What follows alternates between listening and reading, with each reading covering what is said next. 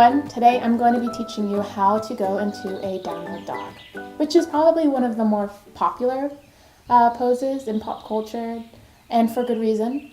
But I'm also going to be teaching you how to do a tabletop pose, which is a really good transition to get into your downward dog.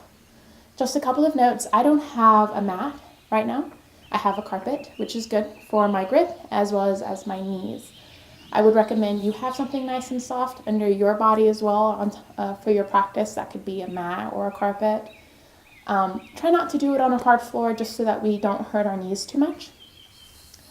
But first, let's go ahead and start in tabletop pose. And as you can imagine, it looks quite like a tabletop. So our hands are going to be underneath our shoulders. And I want you to spread your fingers as wide as they can possibly go. And I tell people that, and sometimes I do this. I'm like, come on. Spread them out. Really, really get them out there, okay? And then also, you're going to make sure that you're pushing your palms as well as your knuckles and your fingers down into the mat. Oftentimes, a lot of people who are new to yoga, I see them and their knuckles are off the mat, or their fingers are completely off the mat, or their palms are completely off the mat. And you really want to make sure that you're pushing the whole entire hand down into the floor. Go ahead and make sure that shoulder and wrists line up. And also make sure that you're not locking out your elbows, okay? When you're new to yoga and you start doing poses that require strength, oftentimes a lot of people use their joints to support them. And as you can imagine, this isn't the best idea because it can be bad for your joints, and then you're not really getting the benefits for the muscles, so you're not going to be able to evolve as quickly or beneficially as you would like. So hands under the shoulders, micro bend in the elbows. Make sure the knees are directly under the hips and that they're hip width apart. I like to put the backs of my feet flat on the mat. Now I want you to bring your shoulders down the back so that you're creating space around your neck.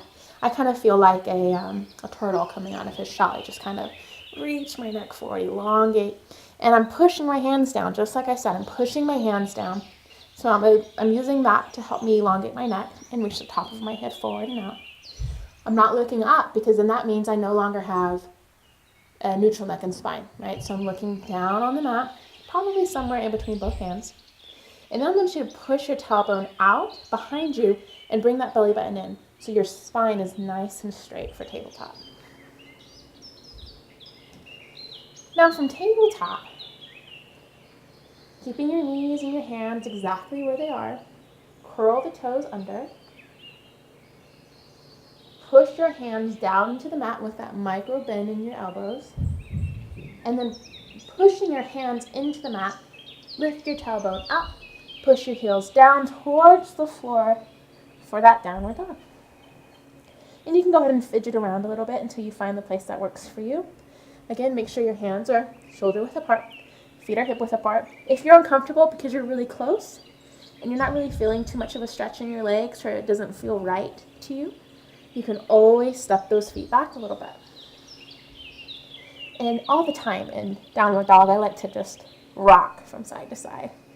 It kind of helps me settle into the pose. Now, with the shoulders still down the back, I want you to think about elongating the spine as much as you can.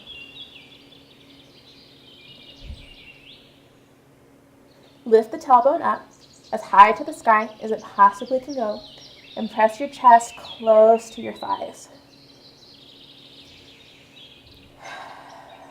Really good stretch here. And just some fun things that people do in yoga sometimes that you can play with is what they call a walk the dog. And basically that means you bend the left knee, lift that right hip up, and then switch sides. Bend the right knee, left hip up. And then you can go as fast or as slow as you like. And the more you do yoga, the more you can figure out different ways to play, and it really does become fun. Let's stay here for a few more breaths.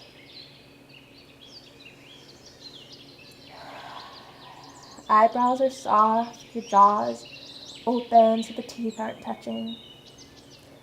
And I also sometimes like to knead the floor with my feet like a cat. I just kind of sway gently from side to side. Make sure that your shoulders are still down the back, that your fingers and your knuckles and your palms are all pushing down into the mat. Let's go ahead and take a breath in. And then exhale back into that tabletop pose. Knees under the hips, hands under the shoulders. Elongate the spine. Take a couple of breaths in.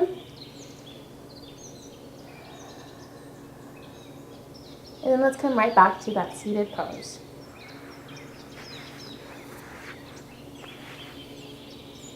Just a few minutes of downward dog and tabletop is enough to really help give you an energy boost, relax the muscles, get some oxygen flowing, some blood flowing. It can feel really, really good. So even something like that can really make a difference in your life, and I hope that you enjoyed it. If you haven't seen my other videos, I would recommend watching those as well. And as always, thank you so much.